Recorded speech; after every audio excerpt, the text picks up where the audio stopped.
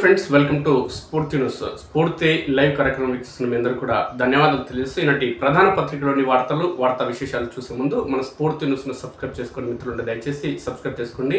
మీరు సబ్స్క్రైబ్ చేసుకుంటే మన స్ఫూర్తి న్యూస్ లో వచ్చే ప్రతి వార్త ఎప్పటికప్పుడు మీకు నోటిఫికేషన్ రూపంలో రావడం జరుగుతుంది. మిత్రులారా, ఇక మీ ప్రాంతానికి సంబంధించి మీ గ్రామం, మీ తండా, మీ మండలం, మీ ఎక్కడ నివాసం ఉంటే అక్కడ మీ ప్రాంతానికి సంబంధించిన అభివృద్ధి కార్యక్రమాలు కానీ లేదంటే సమస్యలకు సంబంధించిన సమాచారం మన స్ఫూర్తి న్యూస్ దృష్టికి తీసుకొస్తే ఖచ్చితంగా మన స్ఫూర్తి న్యూస్ లో ప్రసారం చేద్దాం. అధికారులు, ప్రజాప్రతినిధుల దృష్టికి తీసుకెళ్లి సమస్యల పరిష్కారం కోసం మేము కలిసి పనిచేద్దాం. అందుకోసం మీరు చేయాల్సింది 8919793547 నంబర్కి వాట్సాప్ లేదంటే సామాన్య కాల్ ద్వారా సమాచారం ఇవ్వండి. మిత్రులారా, ఈనాటి ప్రధాన పత్రికలోని వార్తలకు వెళ్తే ఆర్టీసీకి సంబంధించినటువంటి 3 రోజుల ధర్నా నిరసన కార్యక్రమాలు ముగియడం జరిగింది నిన్న అర్ధరాత్రితో. ఈ నేపథ్యంలో కాంగ్రెస్ పార్టీ ఎందుకు ఇంత తొందరగా స్పందించడం జరిగిందంటే శంకర్ గౌడ్ మృతి చెందడం జరిగింది కాబట్టి శంకర్ గౌడ్ మృతి చెందిన నేపథ్యంలో ఆర్టీసీకి సంబంధించినటువంటి ఉద్యమం మరింత ఉధృత రూపం దాల్చేందుకు అవకాశం ఉంది. ప్రతిపక్ష పార్టీలు కూడా ఆర్టీసీ జేఏసీకి మద్దతు ఇచ్చే అవకాశం ఉంది. ప్రజల్లో కూడా వెళ్ళడం జరుగుతుంది. 3 రోజుల నుంచి నిరంతరం పత్రికల్లో అదేవిధంగా టీవీ మాధ్యమాల్లో నిరంతరం ఆర్టీసీకి సంబంధించినటువంటి ఉద్యమాలు, ఆందోళన కార్యక్రమాలు, నిరసన లేదంటే ధర్నా కార్యక్రమాలకు సంబంధించి నిరంతరం వార్తలు వస్తున్న నేపథ్యంలో కాంగ్రెస్ అధికార పార్టీ పైన వ్యతిరేకత వచ్చే అవకాశం ఉంది. ఇది ప్రజల్లో ప్రారంభమై వాళ్ళ పార్టీకి అధికారాన్ని దూరం చేసే అవకాశం ఉందనే కోణంలో గ్రహించినటువంటి కాంగ్రెస్ పార్టీకి సంబంధించిన నాయకులు శంకర్ గౌడ్ మృతి నేపథ్యంలో కాంగ్రెస్ పార్టీ వెంటనే స్పందించి చర్చలు జరపడం జరిగింది. చర్చలు సఫలం కావడం జరిగింది. 11% పిఆర్సీతో పాటు కార్మిక సంఘాల ఎన్నికలకు సంబంధించి గ్రీన్ సిగ్నల్ కాంగ్రెస్ పార్టీ ఇచ్చింది. అదేవిధంగా ఈ ఆర్టీసీని ప్రభుత్వంలో విలీనం చేసేందుకు ప్రత్యేకంగా కమిటీని ఏర్పాటు చేసేందుకు కూడా నిర్ణయించిన నేపథ్యంలో ఆర్టీసీకి సంబంధించినటువంటి నాయకులు, ఉద్యమకారులు ఎవరైతే ఉన్నారో వీళ్ళు సమ్మెను విరమించడం జరిగింది. నేడు ఉదయం నుంచి బస్సులు అనేది రోడ్లపైకి రావడం జరిగింది. ప్రజలకు ఎలాంటి అసౌకర్యాలు ఉండకుండా నేడు నుంచి ఆర్టీసీ బస్సులు నిరంతరం తిరగనున్నాయి. అయితే దీంట్లో ఒకటి మిత్రులారా, ఇవాళ శంకర్ గౌడ్ చనిపోవడం జరిగింది. శంకర్ గౌడ్ కుటుంబానికి 10 లక్షల రూపాయలు ప్రభుత్వం ప్రకటించింది. 10 లక్షలు ఇస్తుంది. ఆ కుటుంబ సభ్యులకు ఒకరికి ఉద్యోగం కూడా ఇస్తున్నది. కానీ శంకర్ గౌడ్ లేని లోటు ఆ కుటుంబానికి ఎవరికి తీర్చగలుగుతారు మిత్రులారా? వాళ్ళ పిల్లలు కావచ్చు, వాళ్ళ భార్యకు సంబంధించినటువంటి సమస్యలు కావచ్చు, లేదంటే వాళ్ళ కుటుంబ సభ్యులకు సంబంధించినటువంటి ఇబ్బందులు కావచ్చు, వాళ్ళ కుటుంబాన్ని భవిష్యత్తులో ఎవరు చూసుకునే అవకాశం ఉంటుంది. కాబట్టి ఇలాంటి సంఘటనలు, ఇలాంటి ధర్నాలు, రాస్తారోకలు, సమస్యల పరిష్కారం కోసం ఎప్పుడు కూడా చావు అనేది పరిష్కారం కాదు మిత్రులారా. కానీ తెలంగాణ రాష్ట్ర చరిత్రలో ఎప్పుడు కూడా ఎవరో ఒకరు బలి కావడం, ఎవరో ఒకరు ఆత్మార్పణ చేసుకోవడం అనేది జరుగుతుంది నిరంతరం. ఇది మాత్రం మంచి సాంప్రదాయం కాదు మిత్రులారా. ఇవాళ శంకర్ గౌడ్ చనిపోవడం జరిగింది 3 రోజుల కింద. కానీ శంకర్ గౌడ్ను ఇప్పుడు తెలంగాణ రాష్ట్రానికి సంబంధించినటువంటి ఆర్టీసీ సోదరులు ఎన్ని రోజుల పాటు గుర్తించుకుంటారు మిత్రులారా? 10 లక్షల రూపాయలు వాళ్ళ కుటుంబానికి ఇప్పుడు ఇస్తున్నప్పుడు ఆ కుటుంబ సాయం వాళ్ళ జీవితం మొత్తానికి, వాళ్ళ భవిష్యత్తు మొత్తాన్ని నిలబెడుతున్నాం మిత్రులారా. కాబట్టి ఇలాంటి చావులు అనేది, ఆత్మహత్యలు అనేది సమస్యలకు ఎప్పటికీ కూడా పరిష్కారం కాదు. ఖచ్చితంగా పోరాటం చేయాలి, సాధించాలి, ప్రభుత్వాలను ప్రశ్నించాలి, ప్రజాస్వామ్య పద్ధతిలో ఉద్యమాలు, ఆందోళన కార్యక్రమాలు, ధర్నాలు చేయాలి, నిరసన కార్యక్రమాలు చేయాలి, ప్రజలతో మమేకమవుతూ ఉద్యమాన్ని ఉధృతం చేయాలి, ప్రభుత్వం మెడలు వంచి సమస్యల పరిష్కారం కోసం కృషి చేయాలి తప్ప ఆత్మహత్యలు అనేది ఎప్పటికీ కూడా సరైన మార్గం కాదనేది సుస్పష్టం. ఒకవేళ అదే మార్గం అనుకుంటే మీ కుటుంబం రోడ్డున పడడం కూడా ఖచ్చితంగా ఖాయం అనేది సుస్పష్టం. అయితే ఈ చర్చలు సఫలం ఏం కావడం జరిగింది ఒకసారి చూస్తే, చర్చలు సక్సెస్, ఆర్టీసీ విలీనం, 11% పిఆర్సీ, కార్మిక సంఘాల ఎన్నికలకు ప్రభుత్వం గ్రీన్ సిగ్నల్, విలీనానికి అధికారులు, కార్మిక నాయకులతో కమిటీ, మిగతా సమస్యలను పరిష్కరించాలని ఆర్టీసీ యాజమాన్యానికి డిప్యూటీ సీఎం ఆదేశం, విధుల్లో చేరాలని ఆర్టీసీ జేఏసీ చైర్మన్ ఈదురు వెంకన్న పిలుపు, నేటి నుంచి రోడ్ ఎక్కనున్న బస్సులు, నేడు అన్ని డిపోల్లో సంబరాలకు ఆర్టీసీ జేఏసీ పిలుపు. ఇక ఆర్టీసీ జేఏసీతో డిప్యూటీ సీఎం బట్టి విక్రమార్క మంత్రుల బృందం జరిపిన చర్చలు సఫలమయ్యాయి. శుక్రవారం అర్ధరాత్రి వరకు సుమారు 12 గంటల పాటు సుదీర్ఘంగా చర్చలు జరిగాయి. డిప్యూటీ సీఎం బట్టి విక్రమార్క, మంత్రులు శ్రీధర్ బాబు, పొన్నం ప్రభాకర్, అడ్లూరి లక్ష్మణ్, వివేక్ ఆర్టీసీ జేఏసీ నేతలతో చర్చలు జరిపారు. ఆర్టీసీ జేఏసీ నేతలు ప్రధానంగా 3 డిమాండ్లైన ఆర్టీసీని ప్రభుత్వంలో విలీనం చేయడం, పిఆర్సీ ప్రకటించడం, కార్మిక సంఘాలకు ఎన్నికలు నిర్వహించడంపై పట్టుబట్టారు. మంత్రులు కూడా 32 డిమాండ్లలోని 29 అంగీకరించి ఈ 3 డిమాండ్లకు సమయం కోరారు. కానీ ఈ 3 డిమాండ్లను పరిష్కరించాల్సిందేనని జేఏసీ నేతలు పట్టుబడడంతో ఇట్టకేలకు ప్రభుత్వం దిగివచ్చి వాటిని కూడా అంగీకరించడంతో చివరికి చర్చలు సఫలమయ్యాయి. అనంతరం డిప్యూటీ సీఎం బట్టి విక్రమార్క, మంత్రులు, ఆర్టీసీ జేఏసీ నేతలు మీడియాతో మాట్లాడారు. 11% పిఆర్సీ అంటూ డిప్యూటీ సీఎం బట్టి విక్రమార్క పేర్కొన్నారు. 11%తో పిఆర్సీ ఇచ్చేందుకు నిర్ణయించినట్లు డిప్యూటీ సీఎం బట్టి విక్రమార్క తెలిపారు. ప్రభుత్వంలో ఆర్టీసీని విలీనం చేసేందుకు అధికారులు కార్మిక నాయకులతో కలిపి కమిటీ వేస్తున్నట్లు ప్రకటించారు. ఆర్టీసీ కార్మిక సంఘాలకు గుర్తింపు ఎన్నికలు నిర్వహించడానికి ప్రభుత్వం అంగీకరించినట్లు వెల్లడించారు. దీనికి సంబంధించిన ఏర్పాట్లు చేయాలని ఆర్టీసీ యాజమాన్యాన్ని ఆదేశించారు. మిగిలిన అంశాలను కూడా ఆర్టీసీ యాజమాన్యం, కార్మిక సంఘాలు, కార్మిక నాయకులు కూర్చొని పరిష్కరించుకోవాలని ఆర్టీసీ యాజమాన్యానికి సూచించారు. ఆర్టీసీ సంస్థ మనదని, ఆర్టీసీ కార్మికులు మన కుటుంబ సభ్యులని సందర్భంగా ఆయన పేర్కొన్నారు. ఇక మంత్రి పొన్నం ప్రభాకర్ మాట్లాడుతూ ఆర్టీసీ జేఏసీ నేతలతో జరిపిన చర్చలు సఫలం కావడం సంతోషం వంటి సందర్భంగా ఆయన పేర్కొనడం జరిగింది.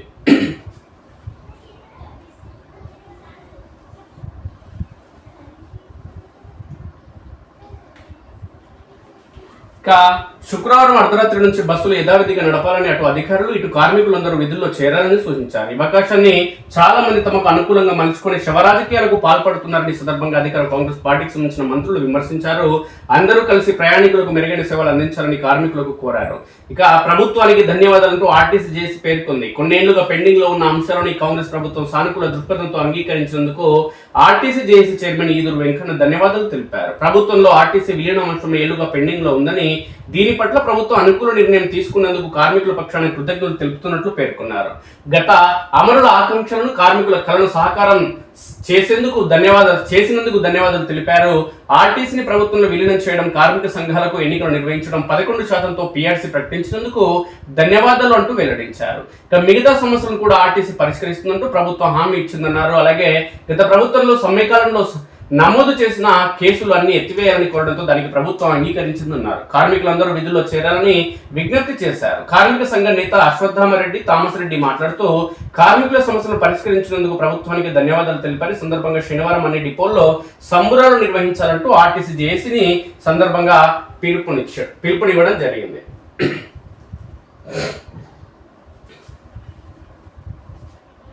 మొత్తానికి కలిసి పోరాడితే ఖచ్చితంగా సమస్యలు పరిష్కారం అవుతాయనడానికి ఆర్టీసీ సంబంధించిన నాయకులే ఉదాహరణగా చెప్పుకోవచ్చు. కొత్త డీజీపీగా సివి ఆనంద్, హోంశాఖ ప్రిన్సిపల్ సెక్రటరీగా శిఖా గోయల్, 7 ఐపీఎస్ల బదిలీ ఉత్తర్వులు జారీ చేసిన సిఎస్ రామకృష్ణారావు. ముత్తోజిపేటలో టెన్షన్, అశ్రు నయనాలతో అంతిమ వీడ్కోలు. కంచన్బాగ్లోని అపోలో ఆసుపత్రిలో చికిత్స పొందుతూ ఆర్టీసీ డ్రైవర్ కోల శంకర్ గౌడ్ కన్నుమూత. భారీ బందోబస్తు మధ్య ముత్తోజిపేటకు పార్థివ దేహం. నర్సంపేట డిపో వద్ద తరలింపునకు తీవ్ర ప్రయత్నం. పరిస్థితి ఉద్రిక్తం. నిలువరించిన పోలీసులు. 10 లక్షలు, కుటుంబంలో ఒకరికి ఉద్యోగం ప్రకటించిన ప్రభుత్వం. ఎమ్మెల్యే మాధవరెడ్డి 5 లక్షల సాయం.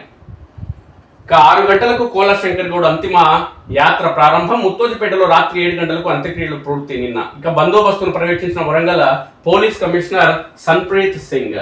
శంకర్ గౌడ్ పార్థివ దేహాన్ని నర్సంపేట డిపోకు తీసుకువెళ్లేందుకు ప్రయత్నిస్తున్న కేంద్ర మంత్రి బండి సంజయ్, ఆర్టీసీ కార్మికులు. శంకర్ గౌడ్ ది సర్కారు హత్యే, కోటి రూపాయలు ప్రభుత్వ ఉద్యోగం ఇవ్వాలి, ఆర్టీసీని నిర్వీర్యం చేసే కుట్రలను మానుకోవాలి, కార్మికులకు ఇచ్చిన హామీలను నెరవేర్చాలంటూ బీఆర్ఎస్ వర్కింగ్ ప్రెసిడెంట్ కేటీఆర్ పేర్కొన్నారు. వీళ్ళకి నోరు అనేది రావద్దు వీళ్ళకి, మనుషులు అయితే టీఆర్ఎస్ పార్టీలు. ఎందుకంటే వీళ్ళు ఆర్టీసీని నిర్వీర్యం చేసే ప్రయత్నం చేయడం జరిగింది. కేటీఆర్ ఆయన, కేసీఆర్ ఇవాళ నీతి వాక్యాలు చెప్తున్నారు. ఎందుకంటే అధికారం పోయింది కాబట్టి. ప్రభుత్వంలో విలీనం చేయాలంటూ బీజేపీ రాష్ట్ర అధ్యక్షుడు Ramachandra Rao demand. RTC driver Shankar Goud మృతి బాధాకరం, డిమాండ్ నెరవేర్చకపోవడం వల్ల ఈ పరిస్థితి. బీజేపీ రాష్ట్ర అధ్యక్షుడు రామచంద్రరావు ముషిరాబాద్ డిపో వద్ద కార్మికులకైనా మద్దతు తెలపడం జరిగింది. రైతులను ముంచుడే కాంగ్రెస్ ధ్యేయం. కల్లాల్లో రైతులు అరిగోస పడుతున్నారు. రైతుల కొండగా నిలిచింది బీఆర్ఎస్. మాజీ మంత్రి పువ్వాడ అజయ్ బీఆర్ఎస్ ఆధ్వర్యంలో ఖమ్మం కలెక్టరేట్ ముట్టడి. ర్యాలీని అడ్డుకున్న పోలీసులు, అదనపు కలెక్టర్ కు బీఆర్ఎస్ నేతల వినతి. ముందస్తుగానే ఋతుపవనాలు. మే చివరి నాటికి అండమాన్ నికోబార్ లోకి ప్రవేశం. జూన్ 1 వరకు కేరళ తీరానికి వ్యవసాయ ఆధారిత పనులు త్వరగా ప్రారంభం. ఆప్కు షాక్, బీజేపీలోకి 7 ఎంపీలు. ఆప్ ఆదర్శాలను పక్కన పెట్టినందుకే బయటకు. జాతీయ అధ్యక్షుడు నితిన్ నబీన్ కలిసిన రాఘవ్ చద్దా. పేటిఎం లైసెన్స్ రద్దు. బీఆర్ఏ కింద కార్యకలాపాలను నిర్వహించొద్దన్న ఆర్బీఐ. డిపాజిటర్ల ప్రయోజనాలకు విరుద్ధంగా వ్యవహార శైలి. పాలమూరుపై పట్టింపేది. పాలమూరు రంగారెడ్డికి బడ్జెట్లో అరకొర నిధులు కేటాయింపు. ప్రాజెక్టు పూర్తికి 22,000 కోట్ల ప్రతిపాదనలు. ఈసారి కేటాయించింది 1800 కోట్లే. పూర్తి కావడంపై అనుమానాలు. మరో 14,000 కోట్లకు పైగా నిధులు అవసరమని అంచనా. మౌన ప్రదర్శనల హోరు. దద్దరిల్లిన ఆర్టీసీ డిపోలు. 3వ రోజు కొనసాగిన సమ్మె. డిపోలో ఎదుట డ్రైవర్ శంకర్ గౌడ్ కార్మిక సంఘాలను ఇవ్వాలి, ప్రభుత్వానికి వ్యతిరేకంగా నినాదాలు. కల్వకుర్తి డిపోలో కూడా కార్యక్రమాలు కొనసాగడం జరిగింది. ఈనాడుకు సంబంధించిన వార్తలు చూస్తే బస్సులు రైట్ అంటూ ఆర్టీసీ ప్రభుత్వానికి సంబంధించినటువంటి చర్చలు సఫలమైనట్టు ఒక వార్త ప్రధానంగా రావడం జరిగింది. ఇక ఆప్లో తుఫాన్ అంటూ ఒక వార్త వచ్చింది. ఆ పార్టీకి 7 రాజ్యసభ ఎంపీల గుడ్ బై, భాజపాలో విలీనమవుతామన్న రాఘవ్ చడ్డా తదితరులు. రాఘవ్ చడ్డా, సందీప్ పాఠక్, అశోక్ మిట్టల్, స్వాతి మాలివాల్, హర్భజన్ సింగ్, రాజేందర్ గుప్తా, విక్రమ్ సాహ్ని, ఇంకా సంజయ్ సింగ్, ఎన్డి గుప్తా, బల్బీర్ సింగ్ సిచేవాల్ వీళ్ళందరూ కూడా బీజేపీలో చేరేందుకు సిద్ధం కావడం జరిగింది. బీజేపీ జాతీయ అధ్యక్షుడు నితిన్ నబీన్ కూడా కలవడం జరిగింది. ఆమ్ ఆద్మీ పార్టీకి సంబంధించినటువంటి అధినేత మాజీ ముఖ్యమంత్రి ఢిల్లీకి సంబంధించిన కేజ్రీవాల్ ఎవరైతే ఉన్నారో ఆయన విధి విధానాలు పూర్తిగా మారడం జరిగింది. అంటే ఢిల్లీ కేంద్రంగా ఏర్పాటు చేసినటువంటి ఉద్యమాలు కావచ్చు, దేశవ్యాప్తంగా జరిగినటువంటి అవినీతి అక్రమాలపైన పోరాటం చేస్తారని చెప్పినటువంటి అరవింద్ కేజ్రీవాల్ ఆయన దశా దిశను మొత్తం మార్చి, విధి విధానాలను మొత్తం మార్చి పూర్తి ఫక్తు రాజకీయ నేతగా అవినీతి అక్రమార్కుడు మారి ఆయన మొదలుపెట్టిన విధానాలకు విరుద్ధంగా వివరించడం జరుగుతుంది. కాబట్టి ఆమ్ ఆద్మీ పార్టీకి మొత్తం మేము దూరం కావడం జరుగుతుంది. 7 రాజ్యసభ సభ్యులం మొత్తం పూర్తిగా పోయి బీజేపీలో కలుస్తున్నామంటూ రాఘవ్ చద్దా పేర్కొనడం జరిగింది. 2/3 వంతు చీలికతో ఎగువ సభ సభ్యత్వాలు సురక్షితం. పెద్దల సభలో ఆమ్ ఆద్మీకి మిగిలింది 3 ఎంపీలే. మాజీ ముఖ్యమంత్రి అరవింద్ కేజ్రీవాల్ నేతృత్వంలోని ఆమ్ ఆద్మీ పార్టీకి శుక్రవారం భారీ షాక్ తగిలింది. పార్టీకి రాజ్యసభలో ఉన్న 10 మంది ఎంపీల్లో 7 తిరుగుబాటు బావుట ఎగరవేశారు. ఆప్ను వీడి భాజపాలో విలీనమవుతున్నట్లు ప్రకటించారు. చీలిక వర్గం ఎంపీలు 2/3 వంతుకు పైగా ఉండడంతో పార్టీ ఫిరాయింపుల నిరోధక చట్టంలో నిబంధనల ప్రకారం ఎగువ సభ సభ్యత్వాలను కోల్పోయే ప్రమాదం ఉండదు. కేజ్రీవాల్ కు అత్యంత సన్నిహితుడిగా పేరున్న రాజ్యసభ ఎంపీ రాఘవ్ చడ్డా చీలికకు నేతృత్వం వహించడం గమనార్హం. తనతో పాటు మరో 6 ఆప్ రాజ్యసభ ఎంపీలు భాజపాలో విలీనం కానున్నట్లు ఢిల్లీలో నిర్వహించిన విలేకరుల సమావేశంలో ఆయన ప్రకటించారు. ఈ భేటీలో అశోక్ మిత్తల్, సందీప్ పాఠక్ కూడా పాల్గొన్నారు. మిగిలిన 4 ఎంపీలు సమావేశానికి హాజరు కానప్పటికీ చీలికకు మద్దతు తెలిపారని సంబంధిత లేఖలు శుక్రవారం ఉదయమే రాజ్యసభ చైర్మన్ కు సమర్పించామని రాఘవ్ వెల్లడించారు. ఇక రాజ్యసభలో ఆపు ఉపనేత పగ్గాల నుంచి రాఘవ్ను ఇటీవల తప్పించి ఆ స్థానంలో అశోక్ మిత్తల్ ను పార్టీ నాయకత్వం నియమించింది. ఇప్పుడు చడ్డా అంటే అశోక్ మిట్టల్ కూడా వెళ్ళడంతో ఆప్నకు గట్టి ఎదురుదెబ్బ తగిలినట్లయింది. ఇక పంజాబ్ లోని అశోక్ మిత్తల్ వ్యాపార సంస్థల్లో ఇటీవలే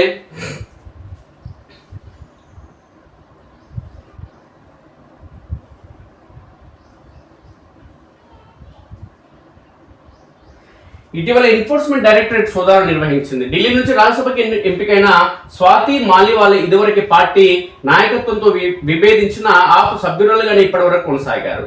ఈ 3తో పాటు హర్భజన్ సింగ్, సందీప్ పాఠక్, రాజేందర్ గుప్తా, విక్రమ్ సాహ్ని కూడా భాజపాలో చేరనున్నారు. రాజ్యసభలో 3 సంజయ్ సింగ్, అదేవిధంగా ఎన్డి గుప్తా, బల్బీర్ సింగ్, అదేవిధంగా లోక్సభలో 3 గుర్మీత్ సింగ్, రాజ్ కుమార్, మహేందర్ సింగ్ మాత్రమే ఆమ్ ఆద్మీ పార్టీకి మిగిలారు. ఇక కారణం ఇదే.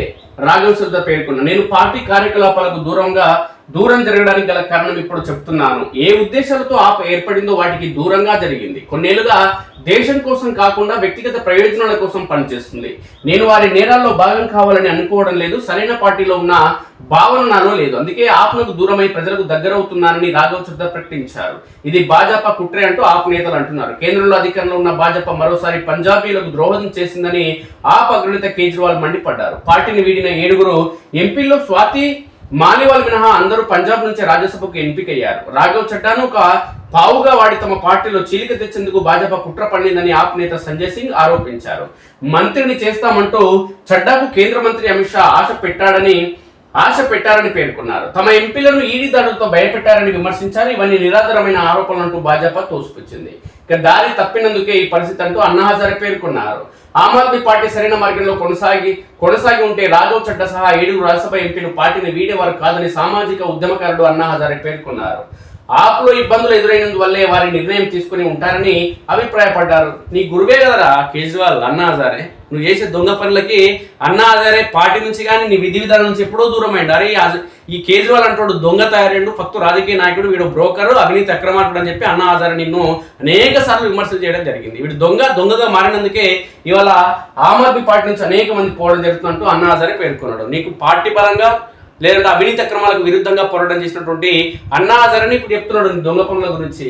ఎన్డీఏ బలం 146కి. ఆమ్ ఆద్మీ పార్టీ 7 ఎంపీలు భాజపాలో విలీనం కావడానికి సిద్ధమవడంతో ఎగువ సభలో కమలం పార్టీ సభ్యుల సంఖ్య 113కి, ఎన్డీఏ బలం 146కు పెరిగినది. మొత్తం 245 మంది సభ్యులుండే పెద్దల సభలో అధికార కూటమి బలం 59.59కి చేరుకుంది. 2/3 వంతు మెజార్టీకి 17 మంది ఎంపీలు తక్కువ. ప్రస్తుతం ఇండియా కూటమి బలం 75, ఏ కూటమిలో లేని పార్టీల బలం 23 ప్రస్తుతం కొనసాగుతుంది. వాళ్ళు కూడా సందర్భం వచ్చినప్పుడు మోడీకి బీజేపీకి మద్దతు ఇస్తారు. బిల్లు వచ్చిన ప్రతిసారి ఏముంటుంది అక్కడ, మంచి బిల్లు ఇస్తే అయిపోయాయి. ఇక టోల్ ప్లాజాల వద్ద క్యూలకు చెక్. డిసెంబర్ నాటికి దేశవ్యాప్తంగా అధునాతన టోలింగ్ వ్యవస్థ. కేంద్ర మంత్రి నితిన్ గడ్కరీ ప్రకటన. నిధులిస్తేనే బోర్డు విధులు. 23 కోట్లు కావాలని కోరిన కృష్ణా బోర్డు. చర్చనీయాంశంగా సోషల్ మీడియా హ్యాండ్లర్ నియామక ప్రతిపాదన. ఎజెండాలు పంపిన తెలంగాణ, ఏపీ. హోంశాఖ ముఖ్య కార్యదర్శిగా శిఖా గోయల్. మల్కాజ్గిరి కమిషనర్గా సుమతి. ఫ్యూచర్ సిటీకి తరుణ్ జోషి. వెలుగు ప్రధాన పత్రికలో ఏమొచ్చినాయి ఒకసారి చూద్దాం వార్తలు. ప్రధానంగా ఆర్టీసీకి సంబంధించి వార్త వచ్చింది. సమ్మెకి సంబంధించి సమ్మె ముగిసిందంటూ. ఇక మెట్టు దిగని బండి పట్టు వీడని సిపి. ఆర్టీసీ కార్మికుడి అంత్యక్రియల ఉద్రిక్తత. శుక్రవారం ఉదయం శంకర్ గౌడ్ మృతి. అల్లుడి గ్రామమైన ముత్తోజిపేటకు డెడ్ బాడీ తరలింపు. పరామర్శకు వచ్చిన కేంద్ర మంత్రి బండి సంజయ్. శంకర్ గౌడ్ డెడ్ బాడీని స్ట్రెచర్ పై నర్సపేట ఆర్టీసీ డిపోకు తరలించే ప్రయత్నం అడ్డుకున్న పోలీసులు. మండుటెండలో హైవేపై 3 గంటల పాటు కేంద్ర మంత్రి ఆందోళన. బంధువుల ఆగ్రహంతో వెనుదిరిన సంజయ్. సిపి ముగిసిన అంత్యక్రియలు. ఇంకా భూ సమస్యలకు సమగ్ర సర్వేనే పరిష్కారం. గ్రామం యూనిట్గా ఎంజాయ్మెంట్ సర్వేను సూచిస్తున్న నిపుణులు. రికార్డులకు ఫీల్డ్ వాస్తవాలకు పొందలేని పరిస్థితి. శాటిలైట్ ఇమేజెస్ తో సరిహద్దులు తేల్చకుండా మ్యాపింగ్ ఇబ్బందులు. నిత్యం ఏదో ఒక చోట రైతుల గట్టు పంచాయతీలు. ఇక భూభారతి పైలట్ ప్రాజెక్టు ఆశయం మంచిదే, అయినా ఆచరణలో అన్ని అడ్డంకులే. ప్రయోగాత్మక ఫలితాల తర్వాత నిర్ణయం తీసుకున్న రాష్ట్ర ప్రభుత్వం. అంతా ఇది ఉట్టిదేనా బాబు, మీతో ఏది కాదు. బీజేపీలోకి రాఘవ్ చద్దా. ఆప్ నుంచి మరో 6 ఎంపీలు చేరుతున్నట్లు ప్రకటన. 200 మంది విలీనం అవుతున్నట్లు వెల్లడి. ఆప్ అవినీతిమయమైందంటూ, దారి తప్పిందంటూ ఆరోపణలు. పంజాబీలకు బీజేపీ మరోసారి ద్రోహదం చేసినంటున్నాడు దొంగ అరవింద్ కేజ్రీవాల్ గారు. ఇక నేడే కవిత కొత్త పార్టీ. మేడ్చల్ జిల్లాలోని మునీరాబాద్ లో ఆవిర్భావ సభ. పార్టీ పేరు, ఎజెండా ప్రకటించనున్న కవిత. పలువురు నేతలు చేరే అవకాశం.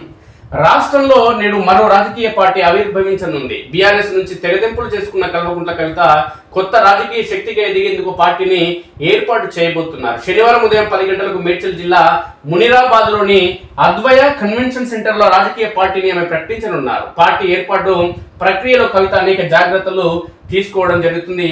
అందులో భాగంగానే కల్వకుంట్ల కవిత ఈరోజు పార్టీని ప్రకటించే అవకాశం ఉంది. అందులో భాగంగా పార్టీ పేరు అనేది ఇప్పుడు సంచలనంగా మారింది. ఒకవేళ ఆమె పార్టీ పేరు కనుక టీఆర్ఎస్ పార్టీ అని పేరు పెడితే ప్రజల్లోకి వెళ్లే అవకాశం ఉంది. అది బీఆర్ఎస్ పార్టీకి చెడు చేసే అవకాశం ఉంది. ఇక పార్టీ ఎజెండా సహా ప్రతి అంశంపై నిపుణులతో చర్చలు జరిపారు. ఉద్యమకారులు, కుల సంఘాల ప్రతినిధులు ప్రజల అభిప్రాయాలను పరిగణలోకి తీసుకున్నారు. ఎలాంటి ఎజెండాతో ముందుకు వెళ్లారో ఇటు రాజకీయ విశ్లేషకులతో సమాలోచనలు జరిపారు.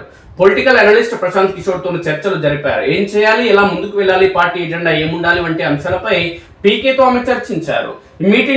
ఈ మీటింగ్ తర్వాత జాగ్రత్తలు కొన్ని టీములు వేసి రాష్ట్ర వ్యాప్తంగా ప్రజల నుంచి ఫీడ్బ్యాక్ తీసుకుని ఎజెండా రూపకల్పన చేశారు. బహుజనులకు రాజ్యాధికారం లక్ష్యంగా పార్టీ ఎజెండా ఉంటుందని చెప్తున్నారు. ఇప్పటికే పార్టీ జెండాలో నీలి రంగును ఖరారు చేశారు. టీఆర్ఎస్ పేరు ఖాళీగా ఉందని ఆమె చెప్పినా ఆ పేరు వచ్చే ఛాన్స్ లేదని భావించి కొత్త పేరు ఖరారు చేసినట్లు జాగృతి వర్గాలు చెప్తున్నాయి. ఇక బీఆర్ఎస్ లో అవమానాలు ఎదుర్కొని టికెట్లు దక్కని సీనియర్ నేతలపై కవిత దృష్టి సారించినట్లు తెలుస్తుంది. ఇప్పటికే బోత్ మాజీ ఎమ్మెల్యే రాథోడ్ బాపురావు జాగృతిలో చేరారు. అదే పార్టీలో మరిన్ని చేరికలు ఉంటాయని కవిత ఇప్పటికే స్పష్టం చేశారు. పార్టీలో కొందరు సీనియర్ నాయకులతో పాటు యువత, మహిళలకు పెద్దపీట వేస్తామని చెబుతూ వస్తున్నారు.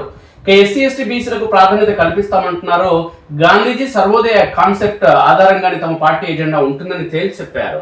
గతేడాది నిరుడు మేలో బీఆర్ఎస్ నేతలపై కవిత సంచలన ఆరోపణలు చేశారు. తన కుమారుడు ఆదిత్య గ్రాడ్యుయేషన్ డేకి అమెరికా వెళ్లి వచ్చాక మే 23న ఎయిర్పోర్ట్ వద్ద సంచలన ఆరోపణలు చేశారు. కేసీఆర్ చుట్టూ దెయ్యాలున్నాయంటూ కేటీఆర్ హరీష్ రావును టార్గెట్ చేసుకుని వ్యాఖ్యలు చేశారు. ఆమె వ్యాఖ్యలు చేసిన తెల్లారే కేటీఆర్ కూడా పార్టీలో రేవంత్ రెడ్డి కోవట్లు ఉన్నారంటూ కామెంట్ చేశారు. చెల్లి నోటి నుంచి దయ్యాలు అన్న నోటి నుంచి కోవట్లు అనే వ్యాఖ్యలు రావడంతో ఇద్దరి మధ్య విభేదాలు తారాస్థాయికి చేరాయన్న చర్చ రాజకీయ వర్గాల్లో జరిగింది. క్రమంలోనే హరీష్ రావు పైన ఆరోపణలు చేశారు. తర్వాత కవితను సింగరేణిలో బీఆర్ఎస్ అనుబంధ విభాగమైన తెలంగాణ బొగ్గు గని కార్మిక సంఘం నుంచి దూరం పెట్టారు. కొత్త కార్యవర్గాన్ని ప్రకటించారు. అది అగ్గికి ఆజ్యం పోసినట్లయింది. దీంతో ఆమె హెచ్ఎంఎస్ కు అనుబంధంగా యూనియన్ ఏర్పాటు చేశారు. అది మొదలుకొని జాగృతిని బలోపేతం చేస్తూ వచ్చారు. రాష్ట్ర, జిల్లా, మండల స్థాయి కమిటీలను ఏర్పాటు చేసుకున్నారు. నిత్యం ప్రజల్లో ఉండేందుకు ప్రయత్నించారు. బీసీ, ఎస్సీ, ఎస్టీల్లోకి వెళ్లేలా బహుజనవాదాన్ని కవిత ఎత్తుకున్నారు. అదే సమయంలో సమయం దొరికినప్పుడల్లా బీఆర్ఎస్ పార్టీని టార్గెట్ చేస్తూ విమర్శలు గుప్పించారు. ఇదే క్రమంలో నిరుడు సెప్టెంబర్ 2న ఆమె పార్టీ నుంచి హైకమాండ్ సస్పెండ్ చేసింది. ఆమెని కేసీఆర్ ఆదేశాలతోనే మేము పార్టీ నుంచి బహిష్కరించినట్లు ప్రకటించారు. ఆ తర్వాత రోజు ఆమె పార్టీ సభ్యత్వానికి, ఎమ్మెల్సీ పదవికి రాజీనామా చేశారు. ఇప్పటికీ నోరెత్తని కేసీఆర్. బీఆర్ఎస్ తో పాటు కుటుంబానికి కవిత దూరం అయ్యారని చెప్పేందుకు రాఖీ పండుగ ఉదాహరణగా నిలిచింది. రాఖీ కట్టేందుకు వస్తున్నారని కేటీఆర్ కు కవిత మెసేజ్ పెట్టినా ఆయన స్పందించలేదు. అవుట్ ఆఫ్ టౌన్ వెళ్లిపోయారు. దీంతో అన్నా చెల్లెల మధ్య బంధానికి బీటలు వారాయని రాజకీయ వర్గాల్లో చర్చ నడిచింది. ఇక కవిత ఎపిసోడ్ మొదలైనప్పటి నుంచి ఇప్పటి వరకు కేసీఆర్ ఒక్కసారి కూడా స్పందించలేదు. కేసీఆర్ కాదు, కేటీఆర్, హరీష్ రావు ఎక్కడ ఆమె వ్యాఖ్యలపై స్పందించలేదు. అంతర్గత సమావేశంలో ముగ్గురి మధ్య చర్చ నడిచినా బహిరంగంగా ఇక్కడ కవిత గురించి మాట్లాడొద్దని కేసీఆర్ ఆదేశించడం వల్లే ఎవరు దానిపై స్పందించడం లేదన్న చర్చ నడిచింది. ఇక అట్టహాసంగా ఏర్పాట్లు. తెలంగాణ జాగృతి అధ్యక్షురాలు కవిత రాజకీయ పార్టీ ప్రకటన సభ నేపథ్యంలో మేడ్చల్ జిల్లా మునీరాబాద్ లోని అద్వయ కన్వెన్షన్ సెంటర్ లో అట్టహాసంగా ఏర్పాట్లు చేశారు. ఈ సెంటర్ ను ఆనుకొని ఉన్న 20 ఎకరాల్లో ఏర్పాటు చేసిన ప్రొఫెసర్ జయశంకర్ సభ ప్రాంగణం నుంచి కొత్త రాజకీయ పార్టీని కవిత ప్రకటించనున్నారు. ప్రధాన ద్వారానికి ప్రజాకవి కాళోజీ నారాయణరావు, ఇతర ద్వారాలకు రాణి రుద్రమాదేవి, మారోజు వీరన్న, చాకలి ఐలమ్మ పేర్లు పెట్టారు. వీటితో పాటు సురవరం ప్రతాపరెడ్డి, సమ్మక్క సారలమ్మ, ఇక సోయాబుల్లా ఖాన్ పేర్లతో 3 భోజనశాలలు ఏర్పాటు చేశారు. ఇక 34 రకాల తెలంగాణ వంటకాలు, అతిథులకు 34 రకాల తెలంగాణ రుచులతో భోజనాలు వడ్డించనున్నారు.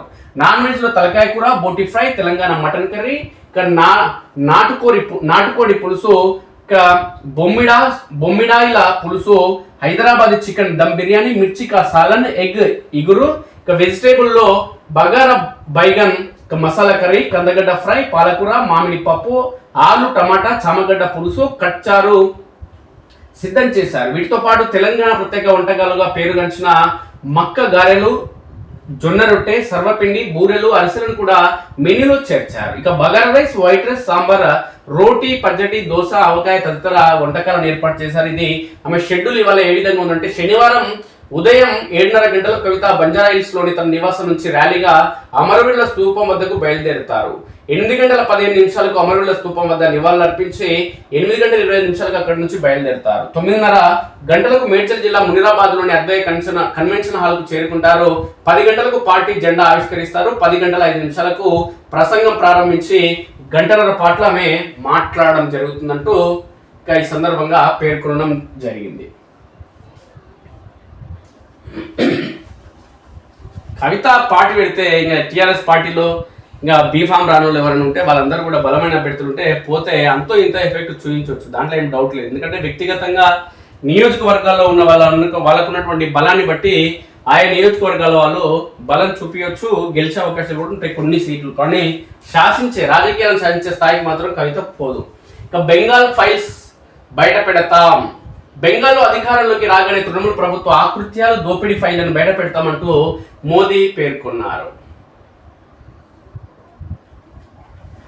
నమస్తే తెలంగాణలో ఏమొచ్చిన వార్తలు ఒకసారి చూస్తే, ఆప్లో తిరుగుబాటు, పార్టీకి Rajya Sabha MP Raghav Chadha good bye, మరో 2 ఎంపీలతో కలిసి బీజేపీలో చేరిక, మొత్తం 7 చేరుతారని ప్రకటన. ఆప్ను బీజేపీలో విలీనం చేస్తున్నట్టు ప్రకటన. వీళ్ళు కేజ్రీవాల్ దిక్కులరా, అందుకే ఇద్దరే పోయిరని చెప్తారు వీళ్ళు. అలా పేపర్ కదా అలా దిక్కు రాయాలి కేజ్రీవాల్ దిక్కు. ఆర్టీసీ కార్మికుల పోరాటానికి దిగొచ్చిన సర్కార్, సమ్మె విరమణ, సుదీర్ఘ చర్చల అనంతరం పలు డిమాండ్లకు అంగీకారం. మీరంటే దొంగలు అంగీకరించలేదు, కనీసం రేవంత్ రెడ్డి కాంగ్రెస్ పార్టీని అంగీకరించింది, చాలా సంతోషం. జొన్న కొనుగోలు 0, ప్రభుత్వ కాలయాపన, ముఖ్యమంత్రి వద్దే ఫైల్ పెండింగ్, 1000 కోట్లు కేటాయించేందుకు వెనుకంజ, ఆర్థిక భారం పెరుగుతుందేమోనని మల్లగుల్లాలు, కేబినెట్ లో కొనుగోళ్ల ఊసెత్తని ప్రభుత్వం. జొన్న రైతుల గోడు, మార్కెట్లో ధరలేక గగ్గోలు, మక్క రైతులకి మరో గోస, మద్దతు సగమే, నత్తనడకన కొనుగోళ్లు ముందుకు సాగని ప్రభుత్వం, సర్కారు తీరుపై ఎక్కడికక్కడ రోడ్డెక్కుతున్న రైతులు, దళిత నేతపై దమనకాండ, రేవంత్ రెడ్డి ప్రభుత్వాన్ని ప్రశ్నిస్తే చాలు సంఖ్యలే, రాష్ట్రంలో కాంగ్రెస్ మార్కు, కక్ష సాధింపు రాజకీయాలు, బీఆర్ఎస్ నేత క్రిషాంక్ పై 2 ఏళ్లలో 20 కేసులు. సుఖమైన పిల్లాడు, అడ్డగోలుగా మాట్లాడతారు మీ క్రిషాంక్. జర్నలిస్టులు టెర్రరిస్టుల మీడియాపై ఉపా చట్టాన్ని ప్రయోగించడం దుర్మార్గం, ప్రజాపాలన ముసుగులో సాగుతున్నది ప్రతీకార పాలన, ఆర్టీ సమ్మె నిర్వీర్యానికి సర్కారు కుతంత్రం, అణచివేత ధోరణితోనే శంకర్ గౌడ్ ఆత్మహత్య. బీఆర్ఎస్ ప్రధాన కార్యదర్శి ఆర్ఎస్ ప్రవీణ్. ఇక సదా ట్రంప్ సేవలో మోదీ అంటున్నాడు పనికిమల్ల దద్దమ్మ. ఇక తలసరిలోనూ నేల చూపులే. ఇదంతా ఏంటంటే మోడీకి విరుద్ధం చేసి ఉన్న వాస్తవాలను కూడా అవాస్తవాలను కూడా వాస్తవాలు చేసే ప్రయత్నం చేసినటువంటి కేసీఆర్కి ఏమైంది, అతిగతి లేకుండా పోయి ఫామ్ హౌస్లో పడినాడు. ఇలా స్టాలిన్ గారి పరిస్థితి కూడా అంత వరకు రాకున్నా అదే పరిస్థితి. వెస్ట్ బెంగాల్లో మమతా బెనర్జీ కూడా గిట్నే కేసీఆర్ లెక్క ఇడుచుకున్నది. ఇలా ప్రభుత్వం పోతుందా? కాబట్టి మనకి వ్యతిరేక వ్యక్తులు అని చెప్పి అడ్డగోలుగా మాట్లాడడం సరైన పద్ధతి కాదు. ఇవి నాటి ప్రధాన పత్రికలోని వార్తా విశేషాలు. మిత్రులరా, మీ సూచనలు సలహాలు అభిప్రాయాలు ఖచ్చితంగా తెలియండి. అదేవిధంగా మన స్ఫూర్తి న్యూస్ను సబ్స్క్రైబ్ చేసుకుని మిత్రులు దయచేసి సబ్స్క్రైబ్ చేసుకోండి. Thank you very much.